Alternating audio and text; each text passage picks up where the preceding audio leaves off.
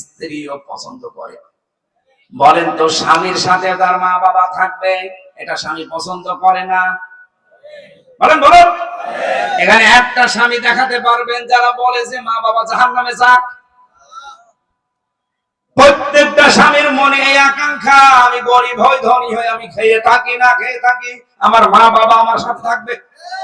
বলেন বলেন বলেন। এরকম স্বামী আছেন কারা? থেকে হাত তোলেন তো। আলহামদুলিল্লাহ। সম্মানিত মা বোনেরা, যদি সামনে ক্যামেরা দেওয়া থাকে, প্রজেক্টর দেওয়া থাকে, একটু দেখেন আপনার স্বামী হাত তুলেছে কিনা। সব স্বামী আমি চাই যে আমরা আমার মা বাবা আমাদের সঙ্গে থাকবে। দুঃখজনক হলেও সত্য, 100টার 98টা বউ এটা চাই না যে শাশুড়ি আমাদের সাথে থাকবে। আর এটা জায়েজ কাজ, আপনার স্বামী চাচ্ছে, পছন্দ করছে, আপনি চান না কেন? আমাকে জাহান্নামে দেওয়ার জন্য আপনি নিজেই যদি উঠে পড়ে লাগেন, আপনার মতো বউ বিয়ে না করে আমার একা একা থাকা ভালো ছিল। তাহলে অন্তত আরাপ নামে প্রাচীরে দাঁড়ানো লাগতো না। এক কথা বলছে। সাহাবী প্রশ্ন করলেন, হে নবী, ওদের আল্লাহ জাহান্নামে দেবে না কেন? বিশ্ব নবী বলেন, ওদেরকে আল্লাহ জাহান্নামে দিচ্ছে না এই কারণে ওরা সব কিছু বাদ দিয়েছিল। পৃথিবীতে বহু কিছু তাদের জীবনে ছিল না, কিন্তু তাদের 1 নাম্বার কাজ ছিল জমিনে যেন দিন কায়েম হয়। সুতরাং দিন কায়েম করার জন্য যারা সর্বাত্মক ভাবে চেষ্টা করে, ওদের জীবনে ছোটখাটো ভুল ভ্রান্তির কারণে যদি আল্লাহ জান্নাতে নাও দেয়, জাহান্নামে দেবে না। এই জন্য বুকে আশা নিয়ে, ভরসা নিয়ে কোরআনের আয়াতের দিকে তাকিয়ে, এটা 47 নম্বর আয়াত, বড় আশা নিয়ে আপনাদেরকে ওই আশা জাগাতে চাই। জাহান্নামে যদি নিজেকে হারাম বানাতে চান, দিন কায়েমের জন্য আপনি লেগে পড়েন। দিন কায়েম না হলেও আপনার অসুবিধা নেই, কিন্তু আপনাকে আল্লাহ জাহান্নামে দেবে না। আপনি কি উল্টা বুঝলেন? আপনাকে আমি বাঁচাতে চাই জাহান্নামে যদি যেতে না চান। বলেন দলিল কোথায়? দলিল আছে সূরা সফ 10 নম্বর আয়াত, হাল আদুল্লুকুম আলা তিজারাতিন তুনজিকুম মিন আযাবিন।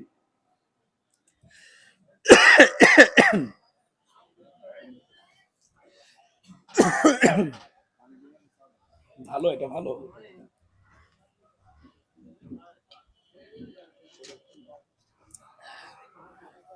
ঠিক আছে, কিছু লাগবে না। মানে যে গদি দেওয়ার পরও পেছনে ব্যথা করে, ওরা এমন পিটানো পিটিয়েছিল রিমান্ডে, শক্ত জায়গা তো বসতেই পারি না, গদি দিয়ে এই যে 10-15 মিনিট পরে ওঠা লাগে। এই জায়গা তো শুধু ম্যাডামকে ছাড়া কাউকে দেখানো যায়, এমন একটা জায়গা।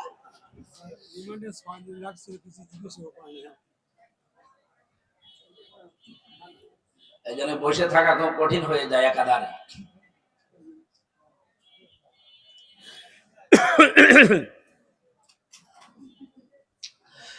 কুষ্টিয়াবাসী একটু খেয়াল করে শোনেন, আপনাকে আমি জাহান্নামে যেতে দিতে চাই না, এই আয়াত তার প্রমাণ। এমন একটা ব্যবসার কথা কি দালালাত করব, ইঙ্গিত দেব, বলে দেব, যেটা করলে জাহান্নামের জ্বলন্ত আগুনে যন্ত্রণাদায়ক শাস্তি পাওয়া লাগবে না। তুমিনুনা বিল্লাহি ওয়া রাসূলিহি ওয়া তুজাহিদুনা ফি সাবিলিল্লাহ বিআমওয়ালিকুম ওয়া আনফুসিকুম যালিকুম খায়রুল লাকুম ইন কুনতুম তা'লামুন। আল্লাহ রাসূলের উপরে ঈমান আনার পরে জান আর মাল যা আছে দুনিয়ায় জীবিত থাকতে সর্বাত্মক ভাবে চেষ্টা চালাবেন তার দিন যেন কায়েম হয়। এইটাই ভালো কাজ। আল্লাহ বলেন যালিকুম খায়রুল লাকুম, এইটাই ভালো কাজ, এইটাই উত্তম কাজ। ইন কুনতুম তা'লামুন, যদি বুঝে থাকো। এতটুকু আল্লাহ শেষ করেননি, ইয়াগফির লাকুম যুনুবাকুম ওয়া ইউদখিলকুম জান্নাতিন তাজরি মিন তাহতিহাল আনহার ওয়া মাসাকিন তাজ্জিবাতান ফি জান্নাতি আদন যালিকাল ফাওজুল আযীম। দুনিয়াতে যাবার আগে আপনার জীবনের যত অপরাধ আছে আল্লাহ সব মাফ করে দেবে। এমন একটা বাগানে প্রবেশ করাবে যার তলদেশ দিয়ে নদী আর নহর প্রবাহমান থাকবে। আল্লাহ এতটুকু শেষ করে দিলে আজ আমি পড়তাম না, এর পরের শব্দটুকুর জন্য আমি পড়েছি। রব্বুল আলামিন আনহার বলার পরে দেখেন শব্দ চয়ন, এদিকে তাকান। আল্লাহ পাক বলেন জান্নাতিন তাজরি মিন তাহতিহাল আনহার, এতটুকু শেষ করে দেননি। ওয়া মাসাকিনা তাজ্জিবাতান, আল্লাহ সাকানুন না দিয়ে মাসাকিন দিলেন কেন? মাসকানুন না দিয়ে মাসাকিন বহু বচন দিয়েছেন। বহু বচন বলা হয় কিন্তু আরবি গ্রামার যারা পড়ে এক বচন, দ্বিবচন, বহু বচন, দুইটা হলেও বহু বচন হয় না। আরবিতে অন্য ভাষায় হতে পারে, আরবিতে আপনি যদি বহু বচন করতে চান কোন বিষয়কে কমপক্ষে তিনটা লাগবে। তার মানে আল্লাহ এখানে বসাতে চেয়েছেন কোন মানুষ যদি সত্যি দিন কায়েমের জন্য চেষ্টা করে দুনিয়ায় জান মাল দিয়ে, তাকে যে জান্নাত দেওয়া হবে একটা না কমপক্ষে তিনটা। আমি কথা বোঝাতে পারিনি? মাসাকিনা দিয়েছেন আল্লাহ এই বহু বচন এই কারণে। আল্লাহ মাসকানুন দিলে অর্থ তো একটা করতাম। আপনাকে অবশ্যই আল্লাহ কমপক্ষে তিনটা এমন পবিত্র জান্নাত দান করবে যার নাম আদন। নাম কি? আইন দাল নুন আদন বলা হয়। জান্নাতের যে স্তরগুলো আছে, কোরআনে আমি 100টা স্তর পেয়েছি জান্নাতের, তার ভেতরে এইটার নাম হচ্ছে জান্নাতুল আদন। রব্বুল আলামিন শেষের দিকে বললেন যালিকা হুয়াল ফাউজুল আযীম, জীবনের জন্য এইটাই মহা সফলতা। যদি বলেন সুবহানাল্লাহ। আল্লাহ আপনাকে যদি জাহান্নামে না দেয় তাহলে আপনার জীবন সফল নয়। ওদিকে জান্নাতেও দিচ্ছে না। হ্যাঁ, সফল হবে কোন সময়? ফামান যুহজিহা আনিন নার ওয়া উদখিলাল জান্নাতা ফাকাদ ফাজ। সূরা আলে ইমরান 185 নম্বর আয়াতের মাঝের অংশে আছে, জীবন তো সফল হবে ওই লোকটার যাকে আল্লাহ জাহান্নামের আগুন থেকে বাঁচিয়ে দিয়েছে আর জান্নাতে প্রবেশ করিয়ে দিয়েছে। তার মানে আমাদের জীবনের হার জিত, আসল টার্গেট এখনো শুরু হয়নি। আসল জীবনের হার জিত, আসল সফলতা যেই দিন আল্লাহ জাহান্নামের আগুন থেকে পুরাটা বাঁচিয়ে জান্নাতে প্রবেশ করিয়ে দেবে। আর আপনার স্থানে যারা আছে তাদের জীবন কিন্তু সফল না, কারণ তারা জান্নাতেও যেতে পারছে না, জাহান্নামেও যাবে না। এই প্রাচীরে কতদিন দাঁড়িয়ে থাকবে? এই হাদিসের শেষে যে আমি আর পাইনি, কেউ পাইনি। নবীজি আর বলেন উনি এখানে আছে লাম ইয়াদখুলুহা ওয়া হুম ইয়াতমাউন। তামাউন শব্দের শাব্দিক অর্থ হচ্ছে নিজেকে আত্মতৃপ্তি লাভ করা। তাদেরকে জান্নাতেও প্রবেশ করানো হচ্ছে না, জাহান্নামেও দেওয়া হচ্ছে না, কিন্তু তারা তৃপ্তি পাচ্ছে না। আমাদের কারো কপালে যেন এই প্রাচীর না জোটে। অন্তত জাহান্নামে তো যেতে চাই না, জাহান্নাম থেকে আল্লাহ যেন মুক্ত করে বাঁচিয়ে দিয়ে জান্নাত পর্যন্ত সবাইকে পৌঁছিয়ে দেয়। বলেন আমিন। এবার আল্লাহ আমাদের নাম ধরে ডাকলেন, ইয়া বানি আদামা ইম্মা ইয়াতিয়ান্নাকুম রুসুলুম মিনকুম ইয়াকুসসুনা আলাইকুম আয়াতি। হে বনি আদম সন্তান, যদি তোমাদের কাছে তোমাদের ভেতর থেকে কোন রাসূল আসে, ইয়াকুসসুনা আলাইকুম আয়াতি, তারা বর্ণনা করে তোমাদেরকে আমার আয়াতগুলো শোনায়। আমার প্রশ্ন হচ্ছে আল্লাহ রাসূলুন বহু বচন না দিয়ে রাসূলুন দিলেন কেন? এখন কি দুনিয়ায় রাসূল আছে? বলেন বলেন। তাহলে আয়াতটা ভুল না মানে আপনি মিলিয়ে দিন। রাসূল না দিয়ে আল্লাহ রাসূলুন দিলেন কেন? রাসূল এক বচন, রাসূলুন বহু বচন। এটা তো ১৫০০ বছর আগে নাজিল হওয়া। মুহাম্মদ রাসূলুল্লাহ শেষ রাসূল, তিনি আর নেই। আল্লাহ কেন রাসূলুন দিয়েছেন? এই জবাব পাওয়ার জন্য আশা লাগে। এখন যেহেতু রসুল নেই দুনিয়ায়, কিন্তু রসুলের নায়েব আছে, স্থলাভিষিক্ত মানুষ আছে, তার নাম বলেন বলেন। আল উলামা ওয়ারাসাতুল আম্বিয়া, আলেমরা হচ্ছে নবীর নায়েব, স্থলাভিষিক্ত উত্তরাধিকারী। সুতরাং রাসূলুল্লাহ যেভাবে তেলাওয়াত করে করে বর্ণনা করতেন আল্লাহর আয়াতগুলো, এই কাজ যারা হাতে নেবে তাদের কথা যদি কেউ শুনে নিজেকে পরিবর্তন করে নেয়। আজকে হামজা এখানে কথা বলছে, হাফেজ আব্দুল্লাহ কথা বলছে, আরে আমরা তো শুধুমাত্র মানুষ, আমাদের নামের আগে হাফেজ, মাওলানা, মুফতি, মুহাদ্দিস, মুফাসসির লেখা আছে। এজন্য আমরা এখন আর সাধারণ না, আমরা এখন নবীজির নায়েব। নবীজি থাকলে যেই কাজ করতে কোরআন দিয়ে, আমরা যদি ওই কাজ ওইভাবে করতে পারি, তাহলে মানুষের দায়িত্ব কি হবে? যে ব্যক্তি এই কাজগুলো শোনার পরে নিজেকে সংবরণ করবে, নিজেকে বাঁচিয়ে রাখবে। তাকওয়া শব্দের শাব্দিক অর্থ বাঁচিয়ে রাখা। নিজেকে বাঁচিয়ে রাখবে কিসের থেকে? আল্লাহর অবাধ্যতা থেকে। ওয়াসলাহা, নিজেকে সংশোধন করে নেবে। এই সংশোধনের ব্যাখ্যায় হয়তো মোর্শেদ ভাই বলতে চাচ্ছিলেন, সময় পাননি, পড়াটা বলতে পারেননি, আমরা এবারে ব্যাখ্যায় যাচ্ছি। আপনি নিজেকে সংশোধন করার নিয়ত নিয়ে আজকে এখানে বসা লাগবে। এতদিন আমার জীবনে যাই হয়েছে, বলে হোক জেনে হোক হয়ে গেছে, এখন আমার জীবন কি আমি বুঝে ফেলেছি। আমার জীবনটা কিচ্ছু না, চোখ বন্ধ হয়ে গেলে আমার কোনো মূল্য আর নেই। সুতরাং এই মুহূর্তে আমি সিদ্ধান্ত নেব যে আমি সংশোধন হয়ে যাব, আমি ইসলাহ হব। আল্লাহ পাক বলেন, এই দুইটা গুণ যদি আমার রাসূলদের কথা, আলেমদের কথা মতো শুনে নিজেকে পরিবর্তন করে নিতে পারো, ফালা খাউফুন আলাইহিম ওয়ালা হুম ইয়াহজানুন, কোনো ভয় নেই তোমাদের জন্য, কোনো চিন্তা নেই। বলেন সুবহানাল্লাহ।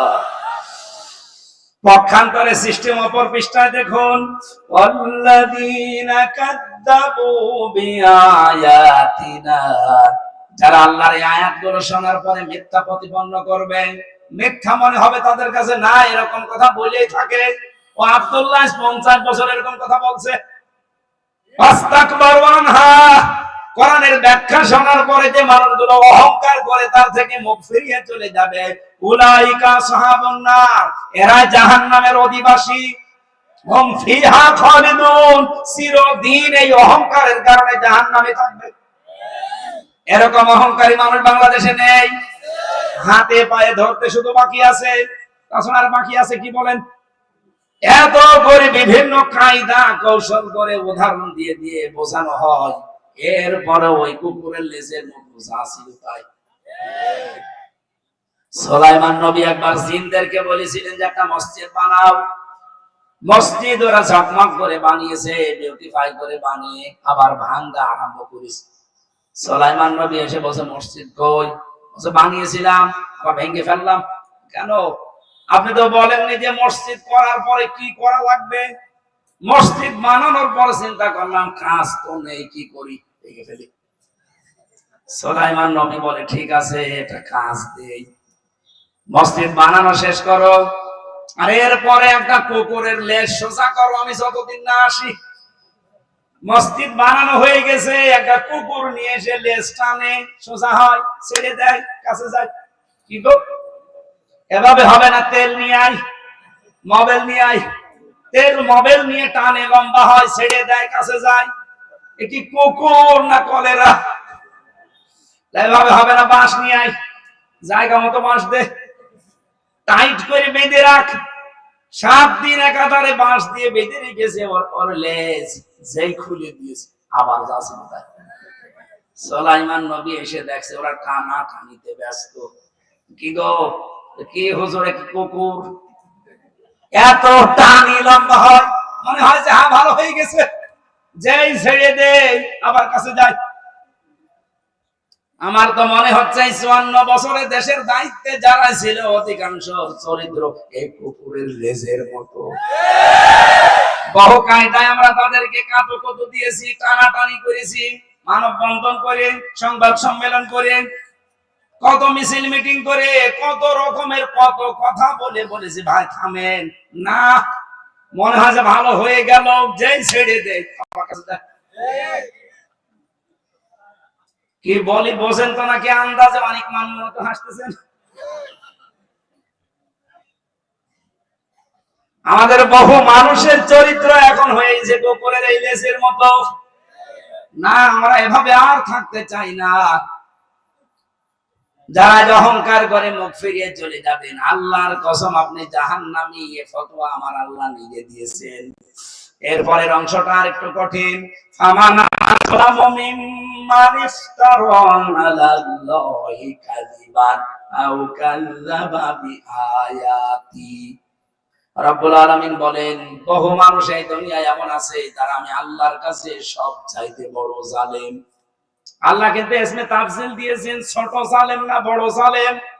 আল্লাহর দৃষ্টিতে সব চাইতে বড় জালেম ওই লোকটা যে আল্লাহ সম্পর্কে আন্দাজে মিথ্যা কথা বলে। আর এটা সব চাইতে বেশি বাংলাদেশে।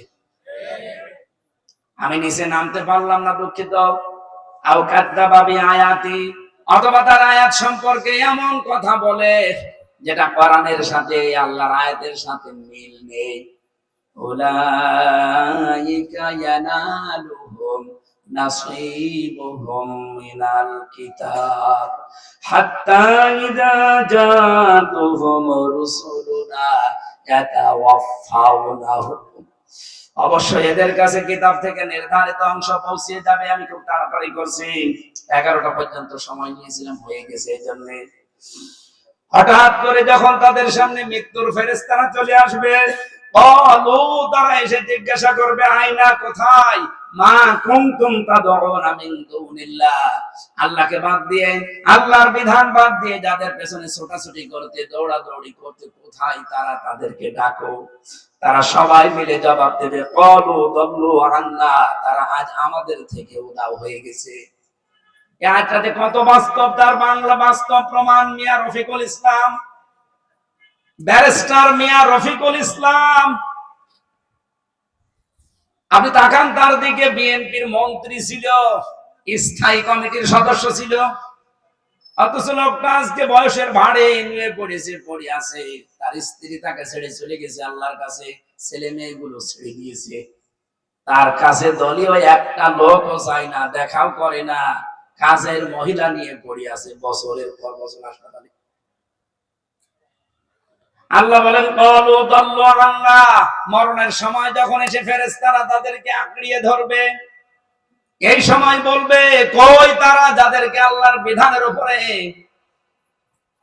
তোমার আল্লাহর বিধানের উপরে যাদেরকে উপরে তুলে দিতে, আল্লাহকে বাদ দিয়ে অন্য যাদের পেছনে ছোটাছুটি করতে, কোথায় তারা? এক বাক্যে ওরা বলবে, তারা উধাও হয়ে গেছে আমাদের থেকে। ওয়াশাহিদু আলা আনফুসিহিম আন্নাহুম কানু কাফিরিন, নিজেদের প্রতি জুলুম করেছি এই কথা তারা ওই সময় স্বীকার করবে আর বলবে, অবশ্যই আমরা কাফের ছিলাম। বলেন নাউজুবিল্লাহ। রব্বুল আলামিন বলেন, এক বাক্যে আমি তাদেরকে শোনাবো, ক্বালা দুখুলু ফি উমামিন ক্বাদ খালাত মিন ক্বাবলিকুম মিনাল জিন্নি ওয়াল ইনসি ফিন্নার, প্রবেশ করো ওই জাতির ভেতরে, তোমাদের পূর্বে যারা এই পৃথিবী থেকে বিদায় নিয়েছে, এরকম মানুষের তৈরি করা আইনের পেছনে ঘুরে ঘুরে জিন আর মানুষের ভেতর থেকে যাও, তাদের মাঝখানে জাহান্নামে যাও। কুল্লামা দাখালাত উম্মাতুল লানাত উখতাহা, যেই প্রবেশ করবে জাহান্নামে, যাবার পরে ওদের পূর্ববর্তী নেতাদের সাথে দেখা হবে, তখন লানত দিতে থাকবে। হাত্তা ইযা দারাকু ফিহা জামিয়া, তারা সেখানে যেই পেয়ে যাবে ওদের ওই পূর্বপুরুষদের বাপ দাদা পরদাদা অথবা নেতা নেত্রী, এদেরকে, এটা আমি বানাচ্ছি এখন, বলেন বলেন বলেন তো একটা কত বাস্তব। হাত্তা ইযা দারাকু ফিহা জামিয়া, জাহান্নামে প্রবেশ করেই তারা দেখতে পাবে তাদের অমুক নেতা সামনে দাঁড়িয়ে আছে বিশাল মোচ নিয়ে। রব্বুল আলামিন বলেন, ক্বালাতে উখরাহুম লিউলাহুম রব্বানা হাউলাই আযাল্লুনা ফাতিহিম আযাবান দিফাম মিনান নার। এ মানুষগুলো ওদের দেখেই রেগে যাবেন, বলবে রব্বুল আলামিন এরাই আমাদেরকে পথভ্রষ্ট করেছিল, তোমার আইন আমাদেরকে মানতে তো দেয়নি, আর তোমার আইনের পক্ষে থাকলে উল্টা পাল্টা করতো। প্রকাশ্যে তো থাকতেই পারি নাই, গোপনেও থাকতে পারে না, এদের কারণে এদেরকে তুমি ডবল শাস্তি দাও। ওয়ালা লিকুল্লিন দিফু ওয়ালাকিন লা তা'লামুন। রব্বুল আলামিন বলেন দ্বিগুণ শাস্তি শুধু ওদের না, সবার জন্য আমি ব্যবস্থা করে রেখেছি। এজন্য আমার আজকের আলোচনার বিষয় সাবধান, কার পেছনে আপনি অনুসরণ করে চলছেন। রবিউল আউয়াল মাসেও যদি আপনি নবীজিকে অনুসরণ করার সিদ্ধান্ত নিতে পারেন, বাকি জীবনে নিতে না পারেন, বিশ্বাস করেন, কসম করে বলছি আপনিও ওই দলে কিয়ামতের দিন আফসোস ছাড়া আর কিছু পাবেন না। তখন বলবেন আল্লাহ হাউলাই, এই যে মানুষগুলো আদাল্লুনা, এরা আমাদেরকে পথভ্রষ্ট করেছে, এদের আদর্শ মেনে আজ জাহান্নামে এসেছে, এদেরকে দ্বিগুণ শাস্তি দেন, আযাবান দিফাম মিনান নার। আল্লাহ ধমক দিয়ে বলবেন ওয়ালা লিকুল্লিন দিফুন, প্রত্যেকের জন্যই দ্বিগুণ শাস্তি। আমার মনে হয় বাংলাদেশে বহু মানুষ এই আয়াতের ভেতরে আছে। কথা না বোঝার ভান করে থাকলে আপনাকে ছড়ে কোদাল দিয়েও বোঝানো যাবে না। আশা করছি আপনি বুঝতে পেরেছেন। এই মুহূর্তে নিজের মত পাল্টা। রবিউল আউয়াল মাসে নবীর আদর্শ ছাড়া, বিশ্ব নবীকে ছাড়া জীবনের কোন জায়গায় কাউকে আমি মানি না। যাকে মানবেন কিয়ামতের দিন তার সাথে আপনি জাহান্নামে যাবেন। এটার দলিল হচ্ছে সূরা হুদ ৯৮ নম্বর আয়াত, ১২ নম্বর পারা, ১২ নম্বর পৃষ্ঠার প্রথম নম্বর লাইনে আছে। ইয়াকতুমু কওমাহু ইয়াওমাল কিয়ামা ফাআওরাদাহুমুন নার ওয়া বি'সাল বিরদুল মাওরুদ। কিয়ামতের দিন যেই নেতা জাহান্নামে যাবে, ওই নেতার যত অনুসারী কর্মী সবাই তার সাথে জাহান্নামে যাবে। আল্লাহ আমাদেরকে আয়াত থেকে যে মূল মেসেজ, অনুসরণ করতে হলে যার তার পেছনে যাওয়া যাবে না। একমাত্র মুহাম্মদুর রাসূলুল্লাহকে যারা মেনে চলে, চোখ কান বন্ধ করে তাদের অনুসরণ করে, আল্লাহ কিয়ামতে তাদের সাথে যেন জান্নাতুল ফেরদাউসে পৌঁছিয়ে দেন। 11:15 বেজে গেছে, এখন আর কথা বলা ঠিক হচ্ছে না, আরো ছিল অনেকগুলো। আজকের মতো এই শেষ। আল্লাহুম্মা আমিন। রব্বানা আতিনা ফিদ দুনিয়া হাসানা ওয়া ফিল আখিরাতি হাসানা ওয়া কিনা আযাবান নার। যতটুকুই বলেছি আল্লাহ আমাকে দিও না, নবীর আদর্শ মতো নবীর বিশ্ব নবীকে আদর্শ মেনে চলার তৌফিক তাদেরকে দাও। এদের যাদের কর্মজীবন নেই, আল্লাহ যুবকদের একটা হালাল কর্মজীবনের ব্যবস্থা করে দিও। সম্মানিত মা বোনদেরকে খাদিজার মতো, আয়েশার মতো বানিয়ে দাও। অনেক পরিবারে অশান্তি আছে স্বামী স্ত্রীর ভেতরে, আল্লাহ তুমি শান্তি দান করো। এ মাহফিল যাদের মাধ্যমে এসেছে, শেখ শাহিদুল ইসলাম সাইদ ভাই, হাফেজ মাওলানা গোলাম মোর্শেদ ভাই, যত যুবকদেরকে সাথে নিয়ে